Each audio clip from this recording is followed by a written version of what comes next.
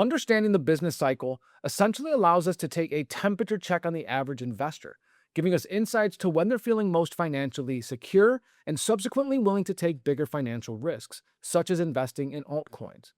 In this video, we're going to give you the tools you need to keep up with the business cycle at home, to interpret the relevant data so you can make better decisions as a crypto investor. So throw me a like down below and let's jump in. Now, the business cycle represents the expansion or the contraction of the economy. And it's by understanding where we are in the cycle that we can understand when altcoins are more likely to make their move. I got a chart here, and this is going to break it down pretty simply. You've got the peaks and valleys of the business cycle. We trough, we come low, GDP is low. Then we trough, we come higher, we expand, GDP is high. We contract, we expand, we contract, we expand. That is the ebb and flow of markets. That is the ebb and flow of the economy it breeds, kind of like this. And it has a significant impact on asset prices, specifically crypto. And this is a connection that some of the best Wall Street analysts are already paying attention. I got Tom Lee from over at Fundstrat. He's making this connection. Check it out. The ISM, as it moves from below 50 to its peak, has coincided with Bitcoin entering its sort of rally state. So what he mentioned there was the ISM. This stands for the Institute for Supply Management. It's also known as a PMI, Purchasing Managers Index. Essentially what they do is they give out a survey to the world's largest supply chain managers. They ask them a series of questions. How's your business looking? How is hiring looking? How you doing? And based on the responses, they give it a score from roughly around 40 to about 60.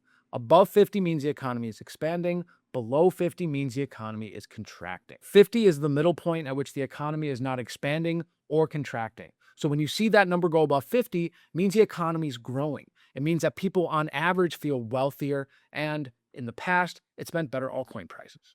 And I want to show you the connection. So we've got United States, ISM, PMI, and we've got the others, which is all of the crypto market minus the top 10. And you can see really since the inception of the others, which is here in black, that it's been pretty tightly connected. ISM goes down, others goes down. You see a rise here in others, you see a rise in PMI. See a rise in PMI, see a rise in others. And this is pretty true if you zoom on in. And you can see it looks like they're kind of different, but this goes up, this goes up. They kind of follow each other around. Now, why is this? Why this connection? Well, it's because the average person is feeling more wealthier. When this blue line goes higher, this is people feeling wealthier. When it goes down, there's people not feeling wealthier because the economy is slowing down. People don't have jobs. People don't have overtime. This is what causes riskier assets to bleed because they sell those or they just choose not to buy them because they don't have any money. And what that shakes out to is how easy or difficult it is to acquire capital. How easily can I get money? How easily can small businesses get money? That will essentially tell you where the business cycle is heading. And we understand that through financial conditions. And there are 4 easy ways that you can keep up with the business cycle at home. And by understanding these, you can anticipate where the business cycle is likely to head, where the ISM is likely to head. Those 4 are interest rates, the Fed's monetary policy, and really monetary policy around the world. Are central banks hiking rates or cutting rates? Equity markets. Are equities rising or falling? Higher equity prices means looser financial conditions, easier access to capital. The US dollar. If the US dollar is weak, the DXY is low, financial conditions loosen, it is easier to acquire capital. And the last one is oil prices. If oil falls, capital becomes easier to acquire. So now we understand the 4 main components of financial conditions. It's not an exhaustive list, but these 4 should keep you ahead of the game. So to hammer this home, I want to show you a chart from Raoul Paul and Julian Biddle over at Real Vision. They're linked down below. Check them out. They do some of the best work on the business cycle in crypto. I'm sure you've heard of them. If you haven't, check them out. So here in red, we have the Financial Conditions Index. They use the 4 components we talked about and others to understand where ISM is likely to go. And if you look back from 1985, it's been pretty close. It's been pretty, a little deviation here, little deviation here. But for the most part, the ISM, the business cycle, will follow financial conditions around. So if you understand those 4, you are reliably forecasting the ISM and subsequently making better choices in your crypto journey. And so where we are in the business cycle directly affects how people are doing financially, individuals and small businesses. This chart on the right here is a chart from Danielle DiMartino Booth over at QI Research. I'm putting it next to Raoul Paul's and Julian Biddle's chart here because I want to make a point. You can see here that in 2000, towards the end of 2009, 2010, we saw a massive surge down in the ISM. Look at what happened here.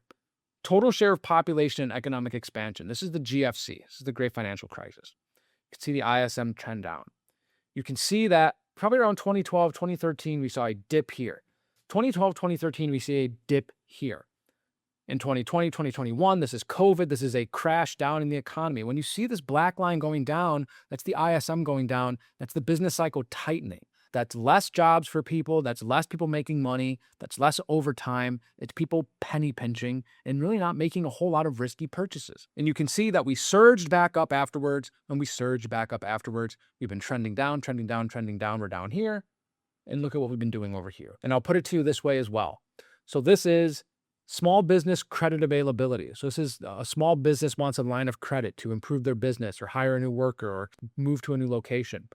They need to have credit, and this shows you the availability of that credit. 2008, ISM goes down, credit availability goes down. We see a surge in the ISM in 2022. We see a surge in credit availability in 2022. Because again, we're talking about financial conditions. How easy is it to acquire capital? And when it is easy to acquire capital, it is easy to spend capital. It is easy to make riskier purchases.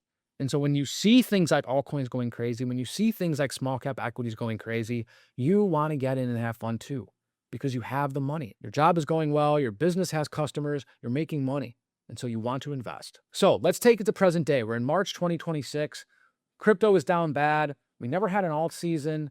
Things never picked up in a meaningful way. Bitcoin made new all-time highs, but that's about it. We have been, and this is Sminston With, crazy name, longest contraction in PMI, Purchasing Managers Index, history. Should spring back with a lot of stored energy. We'll see about that. But you can see that going all the way back to 2006, we've had a pretty reliable business cycle. This is not a cycle. This is a 3.5 year period of sideways contraction. We're right at that 50 line where we're not expanding, where we're not contracting, we're just kind of stagnating. And that's exactly what altcoins have been doing. They've been stagnating and bleeding back to Bitcoin. Why? Because people are broke. People don't have money to go in on Bitcoin. And so you can see it here as well. You got Bitcoin in orange, PMI below 50 in red, over 50 in green, and then this is kind of your midpoint. And so look at where we've been. We've been in a contraction for years now. And in previous, really since the inception of crypto, we have not seen a period of contraction for this long. And what else have we not seen in crypto? We've never seen a 4-year cycle go by without an alt season. And so at this point, I think the connection is becoming clear. When the business cycle expands, when PMIs go above 50, people feel wealthier. People make riskier choices. And where we are now is we've never had that opportunity. If you're paying attention, or if you're just a regular person right now in America, you can probably attest that most people are pretty broke. Most people don't feel good about their financial situations, and we can see that right here. 50% of the spending in this country is done by the top 10%, and less than 25% of the spending is done by the lowest 60%. So the lowest 60% of the country doesn't even do 25% of the spending. That's where we are. And that's probably has something to do with why we never had an alt season. So if you've stuck around this long, you have a firm understanding of what the business cycle is, how it functions, what affects it, and what impact that has on altcoins. You have the tools and the knowledge to keep up with the business cycle at home and not rely on people like me to tell you where we are. You can look at where rates are. You can look at where the dollar is. You can look at where oil is. You can look at where equity markets are, and you can say to yourself, we're likely to go higher or lower in the business cycle. Financial conditions are either tightening or loosening. Now, there is another component to the business cycle, and it forms a complete picture. But we're going to talk about that in our next video of the series, and that's liquidity. Liquidity and the business cycle are the core drivers of crypto prices, and it's essential for you to understand these if you're going to start investing in crypto. So keep an eye out for those videos. And in the meantime, if you enjoyed this video, if you learned something, throw me a subscribe down below so we can keep bringing you educational content like this. We also do regular crypto updates and just help you keep your finger on the pulse in crypto in general. So thank you for being here, and we'll see you in the next video.